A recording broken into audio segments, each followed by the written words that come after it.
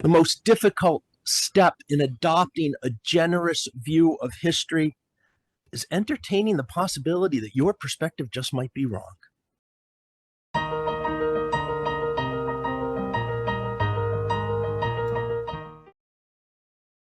Each year, as we approach Thanksgiving, we are given yet another opportunity to adopt a generous or miserly view of our American history.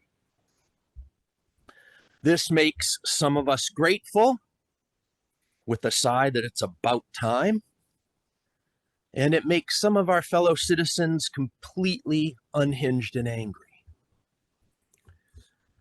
I'm grateful that the uncritical and unthinking Thanksgiving Day pageants in the local elementary school, where happy little Indians and happy little pilgrims share food and go on and dance and sing songs together, are becoming history themselves. Reckoning with the National Day of Thanksgiving as simultaneously being a national day of mourning for Native people is actually good for us. It means our view of history is widening and expanding and allowing for more complexity and nuance, including allowing for multiple views of historical events. And this leads to deeper understanding. It allows us to view the world with a wider, more inclusive lens, and doing so helps us see our contemporary situation differently, and hopefully allows us to envision a broader, brighter, more inclusive future. A generous view of history underlies the increasing awareness among white Americans of the racism and white supremacy ideology that resides in the heart of this nation's social order and government, and thus its pervasive presence in all facets of American life: education and healthcare and housing, employment and labor practices and law enforcement and banking and the legal system. Only a willful ignorance, a deeply ingrained race-based hatred and prejudice, and an absurdly narrow view of history can keep anyone of goodwill from understanding the fullness of Black history as American history and why Black lives matter. When Iranian college students attacked and took over the American embassy in Tehran on November 4th, 1979, and kept 52 American hostages as part of the Islamic Revolution that toppled the then Iranian government, President Jimmy Carter said it was, quote, an act of blackmail, and the hostages, quote, victims of terrorism and anarchy. Americans were outraged, and this event was a contributing factor in Carter's landslide loss to Ronald Reagan in 1980. A narrow view of history makes it very easy to see the Iranian Islamic Revolution of 1979 as evil Muslim terrorists defeating democracy and arbitrarily punishing innocent Americans at the embassy by keeping them hostages.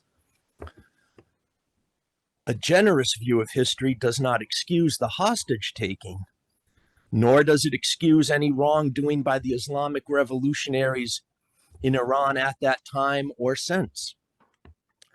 But it helps us understand it a little better. In 1953, the CIA led a revolution that toppled a democratically elected government in Iran and used the excuse of that government being socialist to install a regime friendlier to America and its allies, especially England. And perhaps more importantly, although not said, British and American oil interests who wanted more control of Iranian oil. In the wake of the September 11th terrorist attacks, many Americans asked with genuine bewilderment, why do they hate us? America responded to the attacks by waging war in Iraq under false pretenses, passing the Patriot Act, limiting our civil liberties, and villainized Islam and Muslims. A generous view of history might have helped us better respond to that terrorist attack without excusing the terrorism and mass murder. A generous view of history helps us understand that the 9/11 terrorists, like many other people around the world, viewed, and still do, the United States of America as a global power that preaches democracy but practices oppressive colonialism around the world wherever it benefits American economic interests. The current state of affairs in the Middle East cannot be understood without a generous view of history. A narrow and constricted view of history makes it easy to frame the Israeli-Palestinian conflict as a good versus evil scenario, with who is good and who is evil obscured by which side you're on. A generous view of history looks with a difficult but broad lens. It sees the oppression, villainization, and attempted extermination of Jewish people had a long historic record, hundreds and hundreds of years before the Holocaust. Given this history, whether you are Zionist or not, it is completely understandable and logical for people to want a Jewish state, to claw at and beg for other people to understand wanting that level of safety. It makes sense that, like any other state, that state would want to defend itself when attacked. It's also logical that any people who were displaced by carving out a political entity where there previously was not one would be inconvenienced, at least, by that process. It's understandable that those people would feel threatened and want to defend themselves. It's understandable that a generous view of history views the past with a broad enough lens to include various perspectives, especially those that have been passed over or ignored. A generous view of history can validate multiple, although not all possible, narratives of the same events. This is not to justify or forgive terrorism. The terrorism of Hamas or ISIS or the 9/11 hijackers is wrong, and it is evil because terrorism is wrong and evil. It is also not to justify the apartheid and other human rights violations of the government of Israel, according to the United Nations, Amnesty International, and Human Rights Watch, among others. Because apartheid and human rights violations are also wrong and evil. We do not excuse wrongdoing and evil, but the better we understand it, perhaps it gives us just a little bit better a chance of doing something about it. To understand it means to understand where it comes from, how it was caused, how it spreads and multiplies. Because only with that kind of deep understanding can we ever hope to eventually find peaceful solutions. In the wake of the Watts riots and other rioting in America connected with civil rights protests in the 60s, Reverend Dr. Martin Luther King Jr. spoke about the need to understand where that violence came from. Not to condone it, but to put it in its context. When placed in context, there can be understanding. This is something Dr. King is famously quoted about when he said, "A riot is the language of the unheard." King condemned the riots. He believed riots, like other expressions of violence, were both unethical as well as impractical in terms of achieving the ends of the movement. He believed that the revolution to bring about the beloved community cannot be fought with guns and death and violence and terror, because ends and means must cohere and work together. He knew that a violent struggle for liberation would only empower those opposed to radical equality to become more brutal in their defense of the entrenched status quo. So he vehemently condemned the riots. But while he did so, he also said, "It is as necessary for me to be as vigorous in condemning the conditions which cause persons to feel that they must engage in riotous activities as it is for me to condemn the riots. I think America must see that riots do not develop out of thin air. Certain conditions continue to exist in our society which must be condemned as vigorously as we condemn riots. But in the final analysis, a riot is the language of the unheard." And what is it that America has failed to hear, he said. It has failed to hear the plight of the Negro poor has worsened over the last few years, has failed to hear that the promise of freedom and justice have not been met. It has failed to hear that large segments of white society are more concerned about tranquility and the status quo than they are about justice, equality, and a common humanity. And so in a real sense, our nation's summer of riots are caused by our nation's winters of delay. As long as America postpones justice, we stand in the position of having these recurrences of violence and riots over and over and over again. Social justice and progress are the absolute guarantors of riot prevention. Stanford University, April 1967. Now take King's words and substitute terrorism for riots, and the world for America. Some terrorism is a calculated tactic of war, fear, and violence. Some is a scheme to sow discord, division, and fear. And some, what percentage or part, I don't know, but some must also arise from being unheard. The language of the world's unheard, falling on the deaf ears of the wealthy and the powerful who care more about maintaining the status quo of their wealth and their power and their privilege and their colonial control than they do about equity, justice, and human rights. Terrorism is not justified, as riots are not justified. But a generous view of history gives us a deeper understanding of where they come from. Having a deeper understanding does not automatically lead to a wisdom or compassion that will prevent it in the future. But perhaps it can lead to not using violence as a solution someday.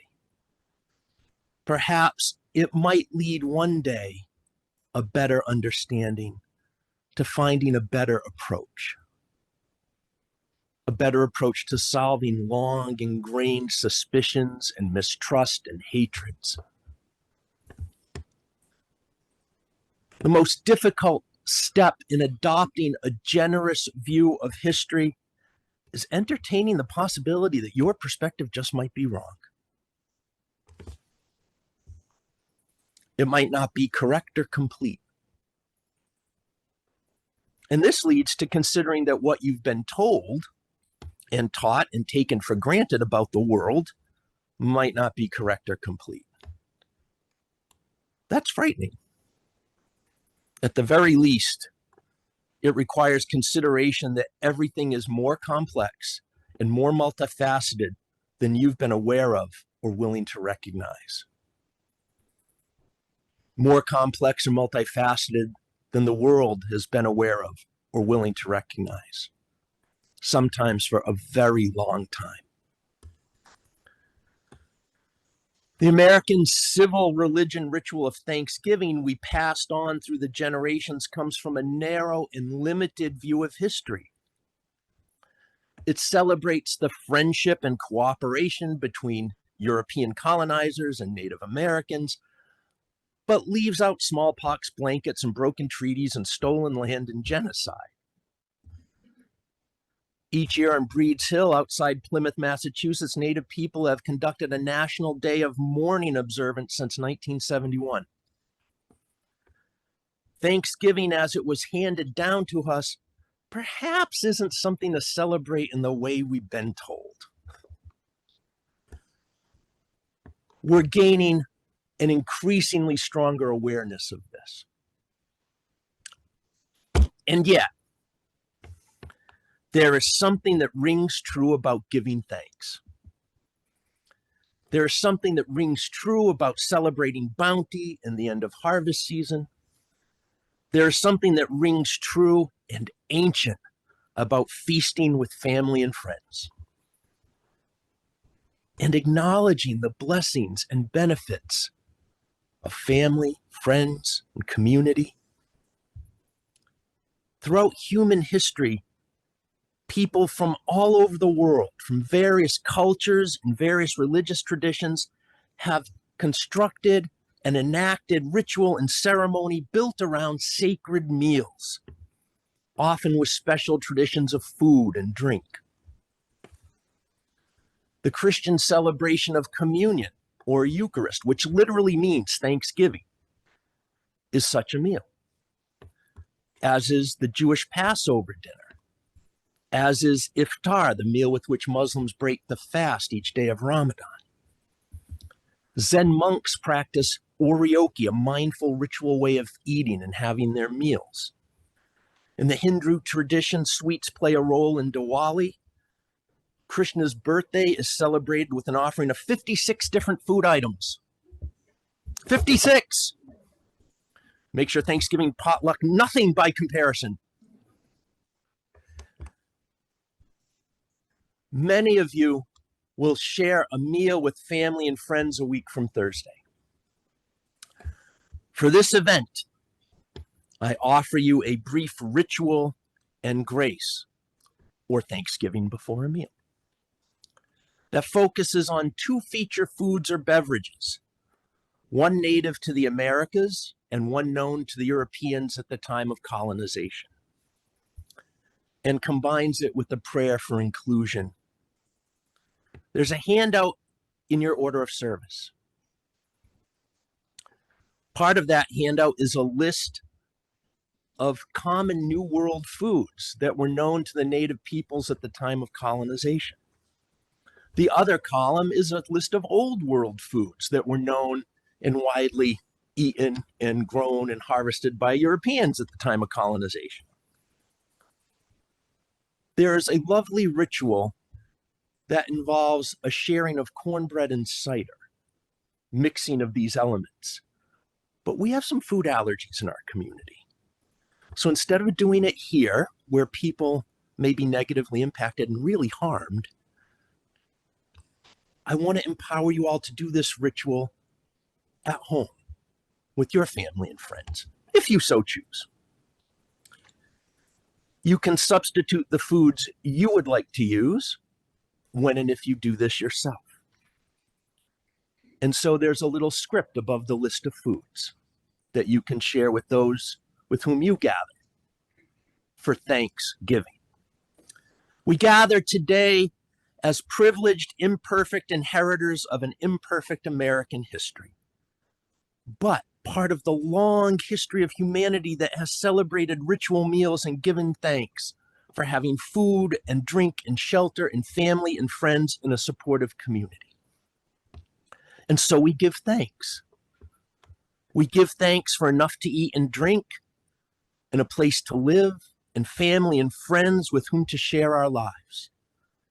We give thanks with foods that come from both the Old World, such as apple cider, and the New World, such as cornbread, in the hope that the division and pain caused by colonization and genocide and war are replaced by unity and cooperation and mutuality, the way all these different foods combine to make a Thanksgiving meal. And so one with the earth, one with the spirit of life, one with each other, and one with all kind and compassionate, peace-loving people in the world. We share this meal as a living symbol of the community we share with each other and the beloved community we wish to create in this world. Amen. Thanks a lot for watching this video. It would help me out a great deal if you liked the video to give it a big thumbs up, subscribe to the channel, share this video with others, maybe ring that notification bell so you can be informed when we put out other videos like this. Check out my website and blog at tonylorenzen.com for even more resources that will open your mind, touch your heart, and inspire your spirit.